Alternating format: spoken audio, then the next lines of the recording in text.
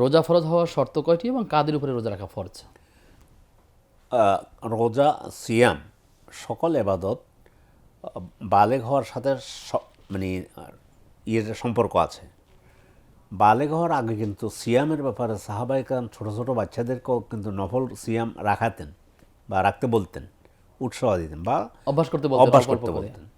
কিন্তু মোট সিয়ামটা ফরজ হয়ে যাবে যখন সে বালেগ হয়ে যাবে।